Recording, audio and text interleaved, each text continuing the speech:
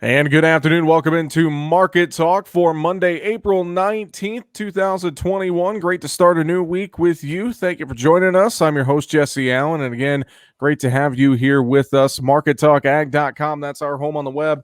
MarketTalkAg.com. You can also find us on Facebook, Twitter, Instagram. Our social media links are all on our website. Also, you can find our YouTube channel there. You can watch and listen to the podcast in video form every single weekday. You can also find all of our streaming sources there as well, our great radio partners and more. It's all online, markettalkag.com. Well, a pretty positive day to start the week, at least across most of the grain sector and in hogs. Cattle, though, under some pressure today. I got a few things to talk about here. Let's bring in our good friend Bryan Doherty with Total Farm Marketing joining us here today. Bryan, good afternoon to you, sir, and another week and another positive start to the week, at least for the most part in grains and livestock today. Yeah, another positive start is right. New contract highs in December corn. Think about this, Jesse. December corn now has rallied over 70 cents since March 31st. Think about the last several years. Some of those years we didn't rally 70 cents all year. So really nice to see, really factoring in some concerns about tightening inventory, both domestically, worldwide, in particular China, high-priced corn in China, Brazil, less than ideal conditions on the second crop, really important crop. And then here at home, we're putting in weather premium. You've got just portions of the Midwest that don't have a lot of subsoil moisture. 90-day forecast is above normal in temperature. It's cool now, delaying some of that early planting to start that guys might want to go anyway. So maybe that's a blessing in disguise, but you're not getting that robust early start. So you're not going to get that early corn in the pipeline in a big way. At least it doesn't look like it at this time. Yeah, and you mentioned that 70-cent rally in December corn. I think let's start there and let's start with the corn conversation, Bryan, and a few of those things you alluded to factoring into that. But, one point I really want to hit this home. Last couple of years, we might not have rallied 70 cents all year or seasonally. I mean, this is something that we don't see happen hardly ever. For that matter. And so looking at this, 520 and a quarter on the close today in December corn. I mean, that's a really strong new crop price for April 19th, in my opinion. It is. It's getting really critical and important too, because now we're getting to a point where prices can swing so quickly. And when they do, we have to be ready and prepared for that. So we're looking at the big picture, looking at the big picture initiatives of how do we defend prices up here. Most likely farmers have been inching along, sales along the way, feeling maybe a little bit disgruntled that they sold early. Hey, the old theme is sell early, sell often. That's why you sell often, because you're not selling big chunks and you're hopeful you can get this. So we just have to look at the right from this at the right perspective. But now it's time to balance it. Look at put options to put flooring mechanisms in. Forward sell, retain ownership with calls, or I like the bull call spread. It's a cost-effective strategy. But these are methods to help take some of the emotion out of the marketing, reward the rallies, defend prices. It's going to take a little money to save money, but ultimately in the end, get yourself balanced. Yeah. And you mentioned, some of the weather risks, the dryness in parts of the U.S., the issues in Brazil. We're getting this cold snap, although that's going to mostly affect wheat. But just looking at the weather premium that you alluded to, we're building into all these markets. It really does seem like that. We got through those reports here at the end of March, beginning of April with the WASDE. And now in the last week and a half, 2 weeks, we really flipped this to a weather market first and foremost. And it just seems like that's what's going to be bringing our volatility moving forward, Bryan. It is, and it's weather, and it's so many other things. As remember the old car commercial about Oldsmobile was, "This is not your father's car." Hey, this isn't our markets from last year or your dad's markets 20 years ago. This is a worldwide market. It's a worldwide event. We're watching things that I've been in the business 30 years. Basically, look at the weather 30 years ago, 25 years ago, and kind of that was about it. Here we look at U.S. weather, European weather, weather throughout the world, South American weather. We look at currency valuations. We look at the dollar dropping today. We look at all of those things, and then the money flow. the commitment of traders report on Friday indicated that the non-commercials, that is, in theory, the speculative money, was over 400,000 contracts long. To put that in context, the all-time record high is 429,000 from 2010. So we have those type of markets that we had 10 years ago, where we were trading $5 and $6 corn quite frequently, and it was these type of variables. So it's not the same market as it's been the last 5 years or 25 years ago, but the same market as maybe 10 years ago. Very, very true. We got USDA inspections report out this morning, and overall, numbers really didn't seem to move the needle much at all. I know that's another thing we kind of take a look at. Was there anything in those export shipments that you saw that we need to pay attention to, Brian? Just that they were still positive. Corn was 60 million bushels, and there's well, let's just run the math. With those 60 times 52, that's 3.120 billion. That's more than we're expected to sell. So it's still above the weekly average needed to meet USDA projections. Some were this little disappointed that maybe it wasn't stronger. I think the key one, again, 6.8 million in soybeans. So we're pushing the beans out. Beans are at 88.6% of the estimated yearly sales. And remember, it's April, so we've got May, June, July, and August. So you got a long time to catch up on the last remaining bushels. And corn 57.8. So we do need to see corn stay strong for sure. And there's always that chance that something changes, then maybe you get some cancellations. But I don't know. This 58% in corn, that's for me really solid. We're on a track on the last, say, 8 weeks, that average is really what you're seeing. Basically, I think, is you're seeing ships freed up from soybeans to haul corn. hmm Yeah, and that's very, very true. And I'm going to be interested to see how those corn shipments progress here the next couple of weeks. Looking on the soybean side, another thing I'm keeping my eye on as well. We talk about the strength in grain prices today. Beans were the leader.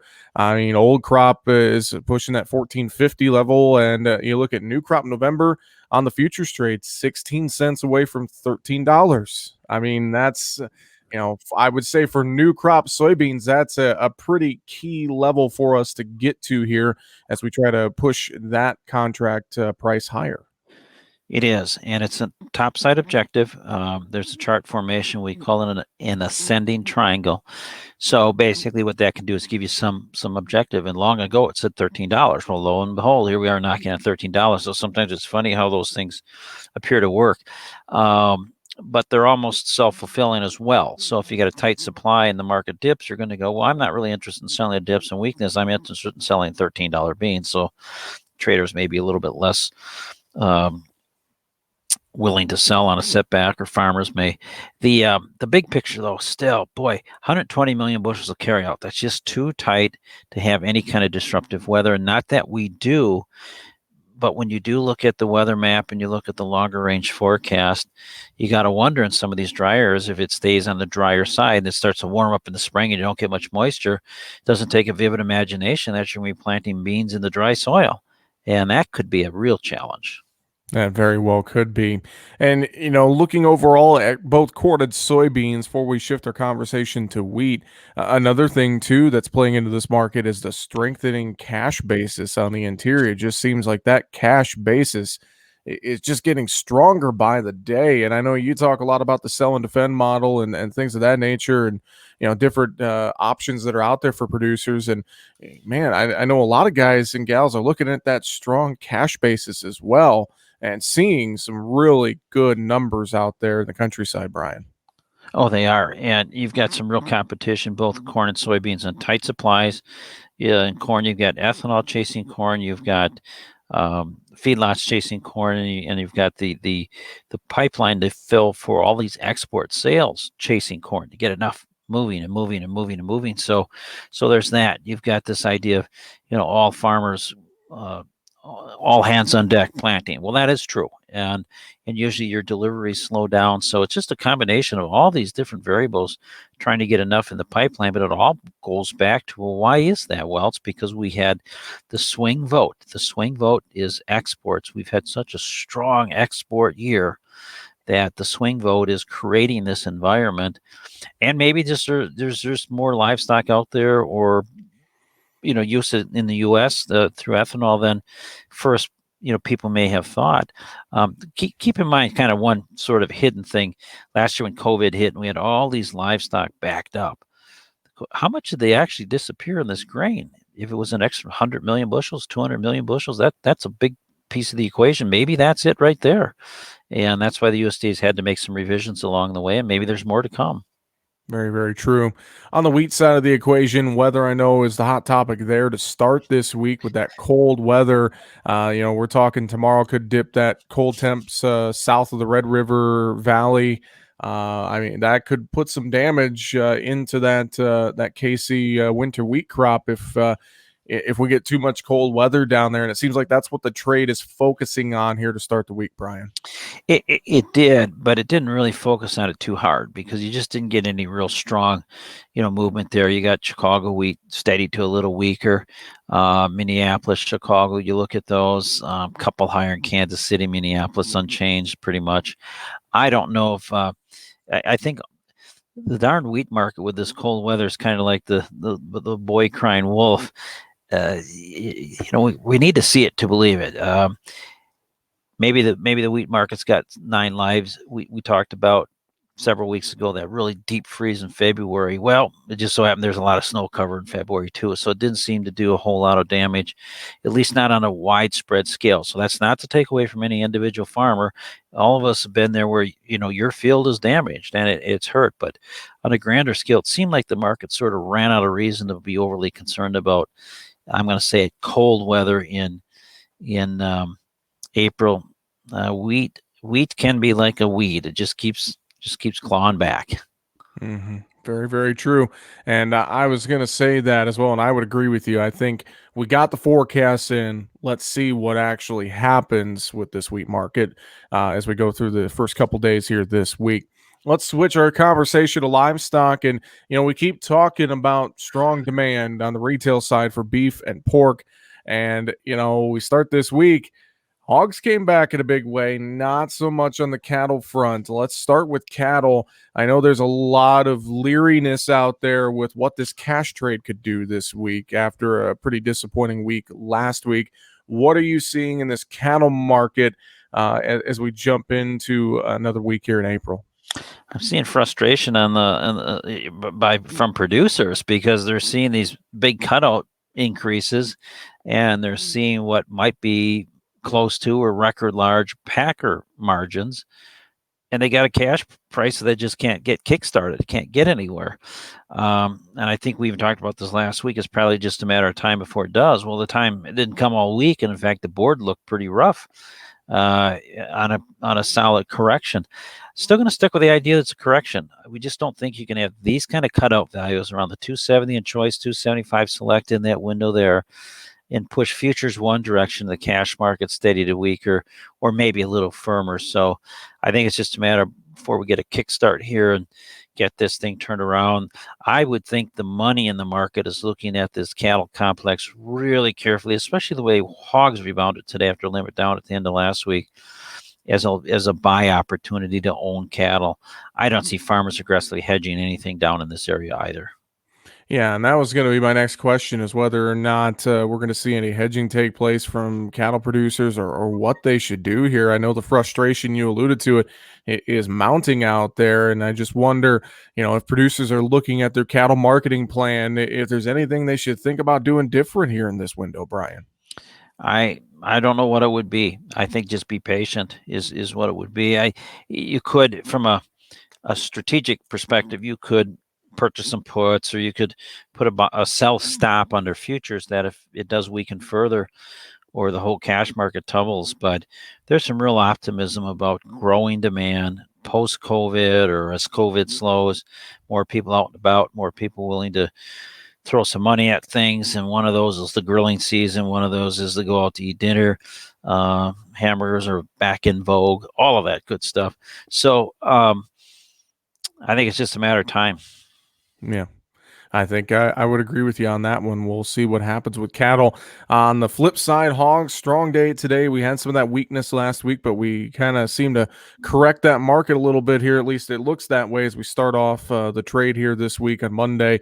Hogs came back in a big way today. Anything interesting you're seeing there? Yeah, let's see what tomorrow brings. So I'm going to kick that can down the road. But generally, when you have like a limit down and then you come back and you're limit up or close to limit up by the close, you want to see if the next day is higher and it just negates that weak Friday, or if Friday was sort of a telling sign that, hey, maybe this top is in and we're not seeing cattle kicking on cylinders. So why should we be buying $100 hogs?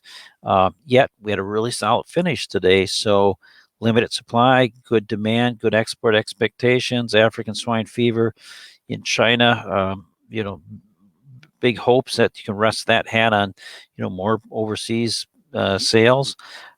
It just looks to me like a strong market. The daily slaughters, I'm going to say, are large but manageable. And at these Mhm. price levels, I think it creates an incentive where producers are really trying to get ahead of the game and market. And let's circle back to cattle. That might be a little bit of a plague with the cattle market this week, is that producers are trying to decide whether to feed expensive corn through cattle now or try and get more current or get ahead of the game. In particular, for those who are trying to operate a feedlot or a yard and you're trying to do field work, you maybe want to get rid of those cattle sooner than later, and that might be keeping pressure on prices for now. Just because you go in the field for 2 weeks and the cattle are an extra heavier, uh, um, whatever that might be, an extra 60, 80 pounds heavier, maybe you don't want to deal with that. So that might be part of trying to explain what this week and last week are facing. hmm Let's wrap up with the dairy market. I know the announcement of the cancellation of the families, the food box program, farmers to families. I know that's had a big impact on the dairy market here. What are you seeing as we start a new week in dairy? Anything we need to watch there?